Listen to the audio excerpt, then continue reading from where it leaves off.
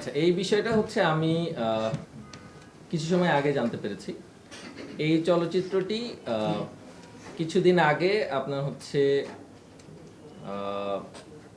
Maybe কালবেলাতে একটি প্রতিবেদন আমি দেখেছিলাম, যেখানে বলা হচ্ছে যে চারুলতা চলচ্চিত্রটি আমার কাছ থেকে প্রযোজক বুঝিয়ে নিয়ে এই প্রজেক্টকে অফ করা হচ্ছে, বন্ধ করা হচ্ছে। চারুলতা প্রজেক্টের বর্তমান অবস্থা হচ্ছে যে এটার পোস্ট প্রোডাকশন শেষের দিকে।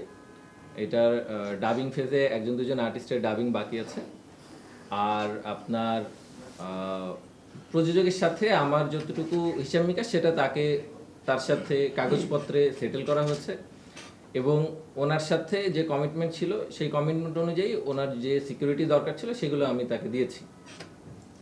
এখন আসেন হচ্ছে নিউজ আমি এখনো দেখিনি যে কি অবস্থায় আছে বা কিভাবে মানে এটা ডিল করা হয়েছে। আর চারুলতার প্রজেক্টটাকে আপনার প্রযোজক নেওয়ার পরে ওই চলচ্চিত্রটাকেই নাম পরিবর্তন করে ঢাকা 1205 হিসেবে হচ্ছে নতুনভাবে আনার চেষ্টা করা হচ্ছে। তার কারণ ওই চলচ্চিত্র চারুলতা নাম যেহেতু আমার সাথে জড়িত, সেহেতু আমরা সবাই মিলে আলোচনা করেই ডিসিশন নিয়েছিলাম যে নামটা পরিবর্তন করে, যেহেতু সিনেমার ফিচার দরকার বা রিলিজ হওয়া দরকার, তো নামটা পরিবর্তন করে তারা তাদের নামে হচ্ছে চালাবে। এই বিষয়ে মানে আমার আশেপাশে যারা আছে সবাই অবগত যে কিভাবে কি হচ্ছে। আর অন্তু ভাইয়ের ব্যাপারটা তো অন্তু ভাই বলবে, ঠিক আছে? আরেকটু ক্লিয়ার হতে আছে যে আর্থিক অভিযোগ যেহেতু দিয়েছে যে খরচের বিষয়গুলো নাকি আপনি ক্লিয়ার করেননি তাদেরকে। না, খরচের বিষয় কি যে আমার কাছে খরচের বিষয়ে ক্লিয়ার কোনো কিছু চাইনি। আর আমার সাথে তাদের যে ডিড এগ্রিমেন্ট, তাতে হচ্ছে খরচের কোনো হিসাব নিকাশ মনে করেন আমার সাথে আলাদাভাবে ছিল না। তার কারণ আমাদের প্রথমে কথা ছিল যে এই চলচ্চিত্র 50% ও ওয়ালিদ ভাই প্রডিউস করবে, 50% আমি প্রডিউস করব। তো পরবর্তীতে এটা আমরা মিউচুয়ালি ওয়ালিদ ভাই যে টাকাটা দিয়েছিল, 11 লাখ সামথিং টাকা দিয়েছিল, ওই টাকাটা দিয়ে একটা চলচ্চিত্র আসলে কমপ্লিট শেষ হয় না।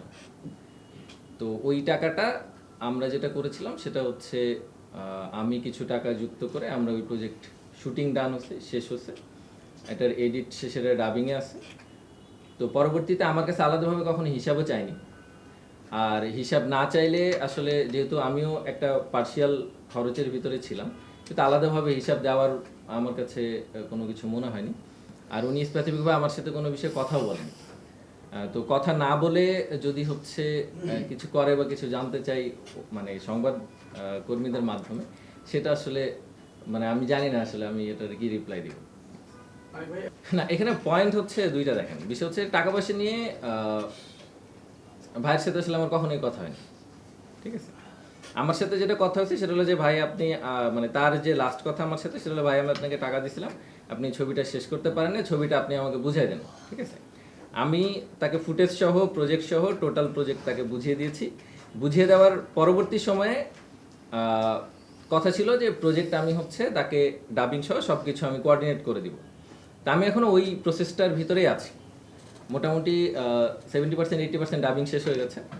তো আমি মনে করি যে এই প্রোগ্রামে আসলে এই বিষয়ে বা এই চলচ্চিত্র নিয়ে আলাপ না করাই বেটার। হ্যাঁ।